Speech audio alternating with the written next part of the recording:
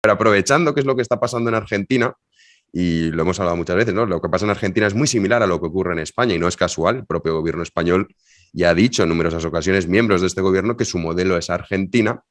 Hay un fenómeno que se está produciendo que quizá luego pueda exportarse a Hispanoamérica y también a España, que es lo que decíamos antes, ¿no? La unión de nuevos liberales conservadores que se había roto tras la caída del muro de Berlín. A partir de ese momento los liberales van por su cuenta, los conservadores se separan porque no tenían, digamos, un enemigo común. Y ahora parece que esa unión se está volviendo a formar. Javier Milei es posiblemente el mejor ejemplo. ¿Qué es lo que está ocurriendo allí? ¿Cómo ves tú la situación, Agustín? Bueno, a ver, para mí no se puede entender la política actual sin revisar qué es lo que pasó, digamos así, desde el año 2015, ¿no? Es decir, creo que vale la pena hacer un repaso muy rápidamente de qué pasó en el año 2015. En el año 2015 nuestra región empieza a tener un giro hacia el centro, ¿sí? Veníamos del socialismo del siglo XXI, tuvimos esperanzas de que habíamos llegado al final de esa etapa macabra, caracterizada por gobiernos como los de Néstor y Cristina Kirchner, Evo Morales, Hugo Chávez, Nicolás Maduro, Rafael Correa, Ortega, bueno, etcétera, ¿no?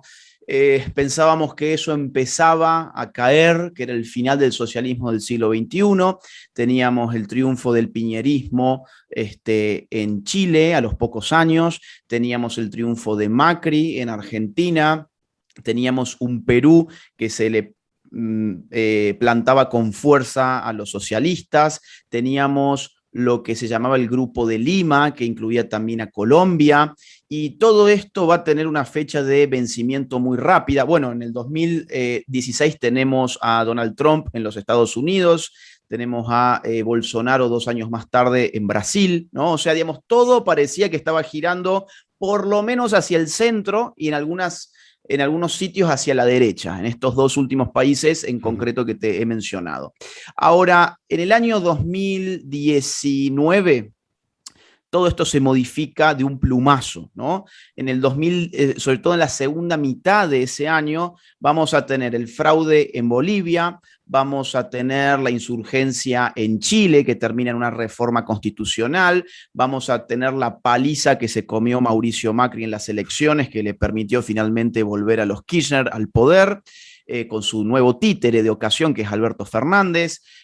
Vamos a tener también los desmanes en Ecuador contra Lenín Moreno, vamos a tener también los problemas en Nicaragua, la supervivencia del régimen de Nicolás Maduro, la supervivencia del castrismo en Cuba, vamos a tener la desestabilización constante contra el gobierno de centro de Duque, de Iván Duque en Colombia. Entonces, y algo muy importante, en México va a ganar, más o menos en esa época, López Obrador, ¿sí? A partir del 2019 se configura en México lo que se llama el Grupo de Puebla.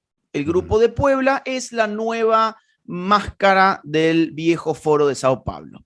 Es un grupo de izquierdas latinoamericanas, pero también incluyen a españoles, como el juez Garzón, por ejemplo, ¿no?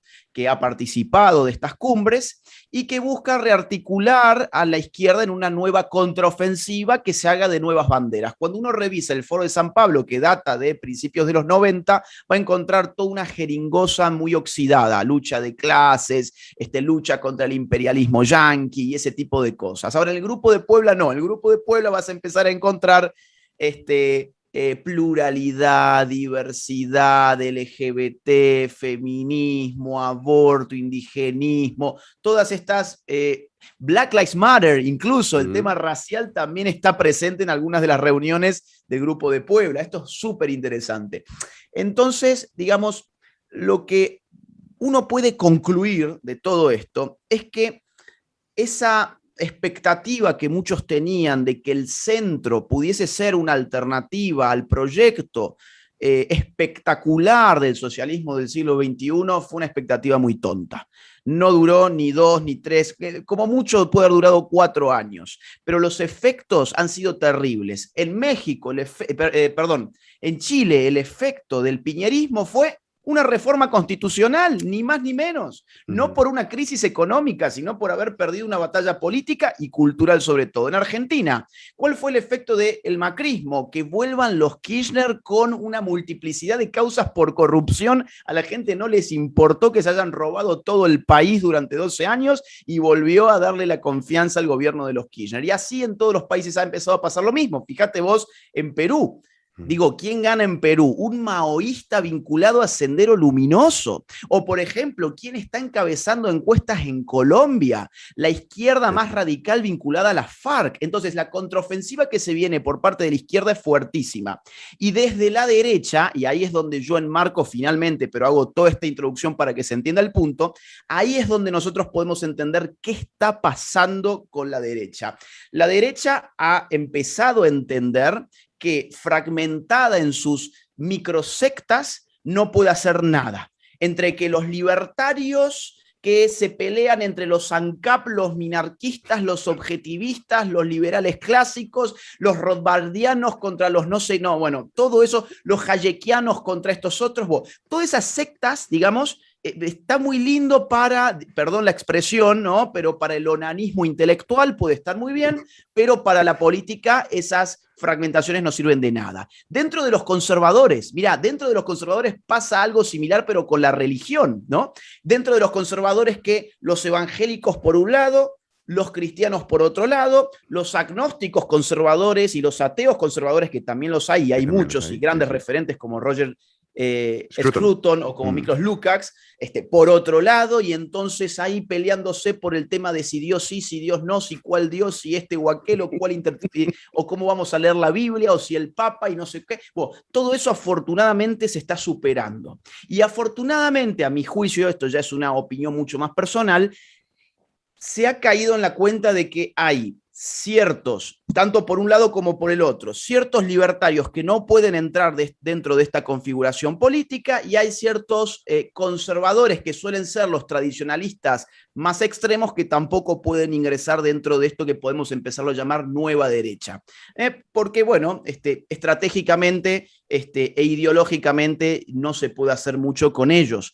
Entonces, Milei, ¿qué es? En Argentina, Milei es una muy buena síntesis de estas dos posturas.